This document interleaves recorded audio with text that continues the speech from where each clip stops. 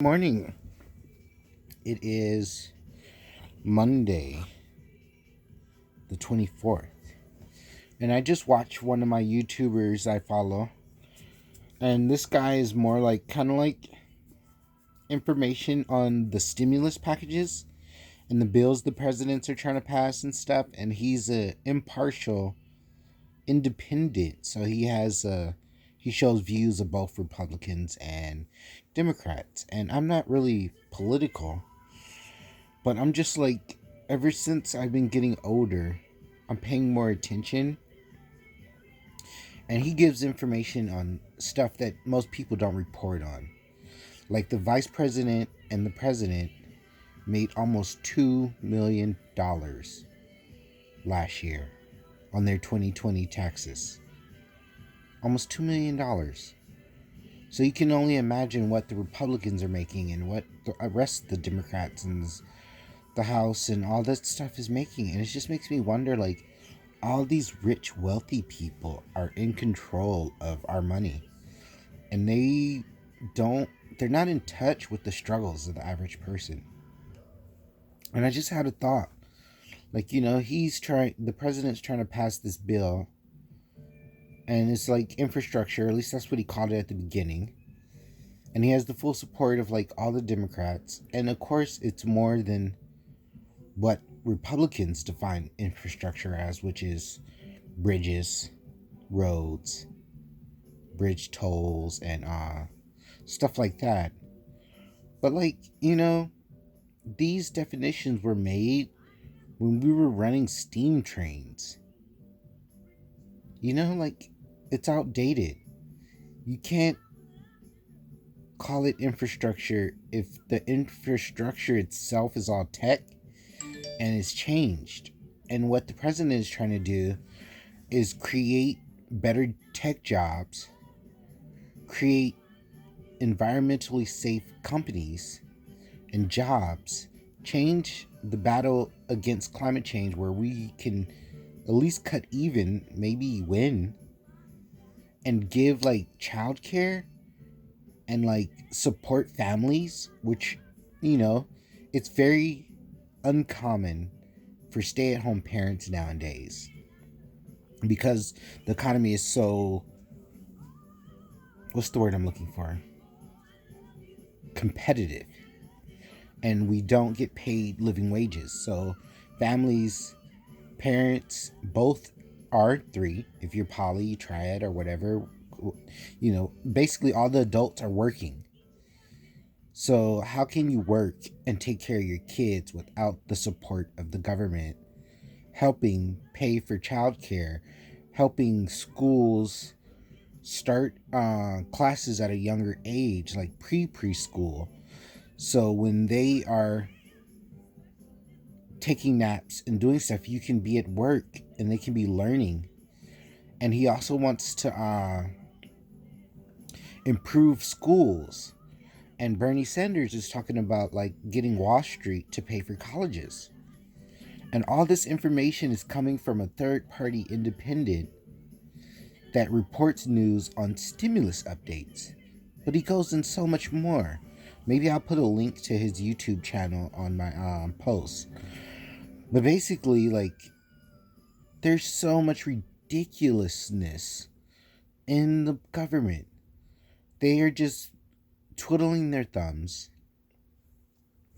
And the world is in a crisis. People still are out of work. And they're worried about this bill that won't have anything to do with the stimulus checks. So I'm like, okay, they can do the just pass it president order and then throw the stimulus check in there. But then they only have like one of those or two of those. So in case something else happens that we really need to like take care of, the president won't have the ability to just say, this is an order, we need to do it. So it's so confusing. It's like, so if he's forced to make a president decision, he should try to put as much in his bill as possible to cover the unforeseen struggles that we're going to face, because everyone makes mistakes. And the Republicans are just like butting their head over the definition of infrastructure.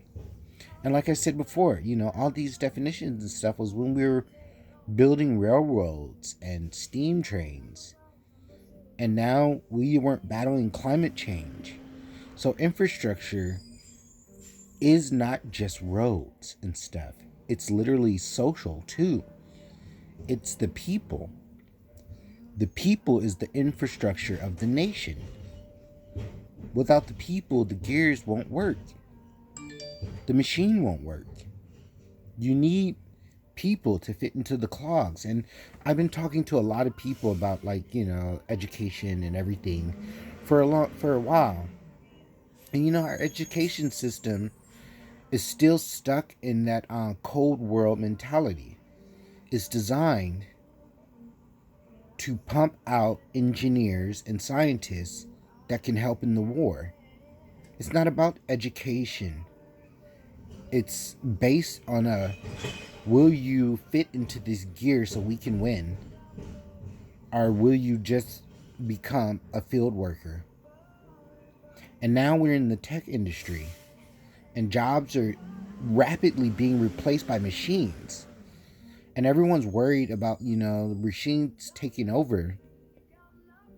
But you should focus on worrying about how can you maintain your life and still be able to go back to school to keep up with the knowledge that's needed for better jobs.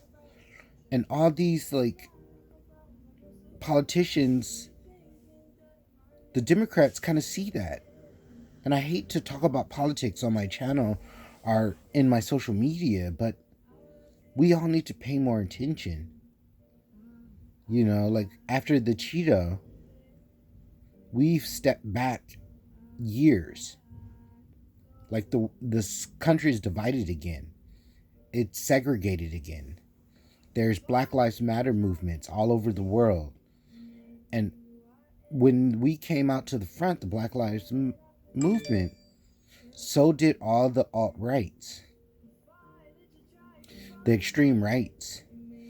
So it's like everything is now in the open. There's no subtle undercover racism. It's like on social media. It's on everywhere. And it's so sad. I don't know where I was going with this. All I know is things need to change. People need to pay more attention. We have to fight climate change. We have to build up families and the struggling middle class. We need to build up an infrastructure that supports people going back to get knowledge. And Bernie Sanders is talking about getting Wall Street to pay for colleges in the US, taxing transactions for shares and stockholders, to pay so community colleges are free and state-owned colleges are free, four-year colleges. And private colleges can do whatever they want. You can do whatever you want, but education is a must for a first world country. You can't have leaders being stupid. That's common sense. If you want to follow someone, you want to follow someone intelligent, someone who is in touch with the people around them, someone who knows struggles. And I feel like politicians aren't that. They're intelligent, but that's because of privilege. That's not because of the way the system is set up. But think about it. If we're going to be a first world nation and be leaders in the world, we need to be examples. We need to be intelligent. We need to thrive for excellence. We need to focus on getting education at a higher level among the average person. There's still tons of people who survive and make money and they dropped out of high school. There's always a way to survive. But those are exceptions. And basically, On an average, everyone's in debt because they were taught to go to college to get a job. Then the pandemic happened. There's no jobs. Only people who are like in tech are essential workers like me can still have work. But I don't get paid anything. I get paid state minimum wage. That's ridiculous. And I'm an essential worker. Someone's life depends on what I do. And they don't think I should get paid enough. And state minimum wage is not a livable wage. Like city minimum wage are barely making it. Like you have to work 40 plus hours to maintain a healthy life. And that's city minimum wage. State minimum wage is like dollars under that. And I'm in a state that is higher than average, but it's still not a livable wage. So if I wanted to go back to school, I have to apply for grants, loans, and just increase my debt. How am I going to keep up in this tech society?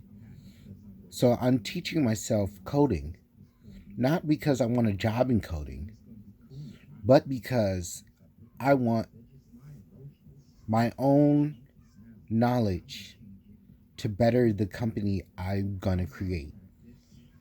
Like, if I want an app and I'm talking to a tech person who's going to program and write the code for the app, isn't it smart to kind of understand the basics of what code is and what it can do so I can describe what I want?